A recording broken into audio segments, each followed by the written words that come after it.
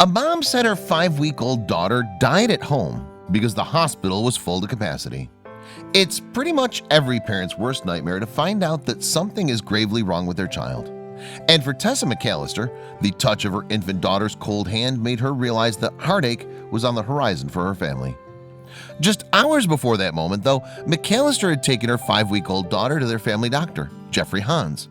And although the medical professional agreed that something was wrong with the child, the mom couldn't get the help her baby desperately needed because the local hospital had reached capacity.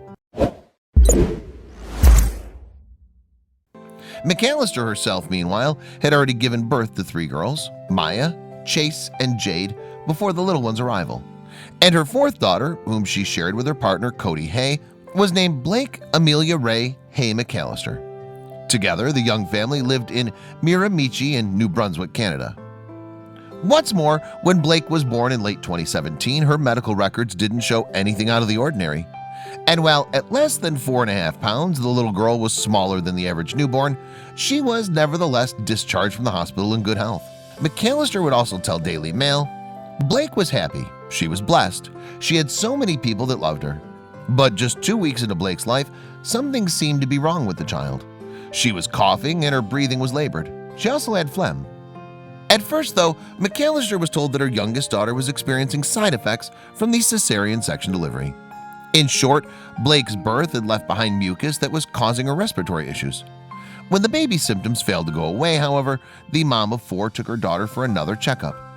Upon that occasion, doctors determined that the baby had a cold that would simply disappear on its own. But Blake's symptoms got worse. And following an appointment on January 30th, 2018, Dr. Hans sent a memo to Miramichi Regional Hospital's pediatric unit about the young girl. In the message, Dr. Hans reportedly wrote, "She's currently quite congested and coughing with thick mucus. Could these symptoms be compatible with cystic fibrosis? Anyway, I'd appreciate it if you would assess this infant for me and make sure there's nothing I'm missing." But it would be the result of a swab test that would finally reveal what was wrong with the baby. Blake had a respiratory syncytial virus, also known as RSV. And while the virus typically manifests itself as a mere cold in grown-ups and other kids, it can be a difficult condition for a newborn to fight on its own. At this point, it had been approximately 3 weeks since McAllister first contacted medics to find out what was wrong with her daughter. And doctors had examined Blake 5 or more times in that period before finding RSV in her system. McAllister found out her daughter's test results on February 1st. After that, she requested her daughter be admitted to the hospital. The mom later told Daily Mail that she remembered thinking, "My baby's sick and I don't think I can do it.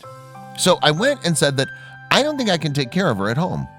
A call to the hospital gave Dr. Hans and McAllister an unfortunate answer, however. The facility's emergency wing was inundated with patients already, many of whom were suffering from the flu. They told Dr. Hans there was no room for her, McAllister said, so I trusted she'd make it through the night. As a result, the mom of 4 would have to bring her baby to the virus-laden ER for help if she wanted it, but her doctor advised against it. "He was my doctor for 34 years and I trusted him," McAllister explained to the Daily Mail. As a result, she decided to look after her daughter at home that night instead and see Dr. Hans in the morning. That evening, McAllister held onto her daughter's tiny body so she could wipe away any mucus from the baby's face and pat her back to help clear any congestion. In the early hours of February 2nd, however, the mom fell asleep on her watch. McAllister would later tell Daily Mail, "I'll never forgive myself for falling asleep." Why? Well, when she awoke, she reached down and touched her daughter's hand, and it was cold enough for the mother to know something was terribly wrong. McAllister later explained, "I was rubbing her hand and it felt colder than normal and I panicked. I scooped her up and I bawled and I ran and I dropped. Please God, no, please God. I was saying every prayer I've ever been taught." McAllister continued, "And I covered her tighter and I called 911, even though I wanted to call my mom. Then an ambulance arrived 5 hours before Blake and her mom had been scheduled to check in with Dr. Hans again. But sadly, it was too late. The 5-week-old had already passed away. And understandably, Blake's family would go on to seek a response from the overcrowded hospital.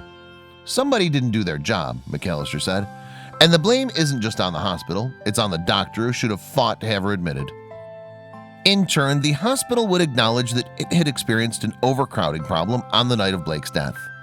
Nevertheless, a spokesperson for the facility would later tell Daily Mail that patients needing care will not be turned away. The hospital will always provide a bed and care for patients, including when our facilities are in overcapacity. It remains unclear then how the sick newborn fell through the cracks. Meanwhile, Blake's family are awaiting autopsy results on the little girl, and McAllister herself has said that the journey to healing from the loss would be a difficult one. "We're struggling as a young family," she said. "We got 3 other little girls at home and they're wondering when their baby sister is coming home. It's hard to explain."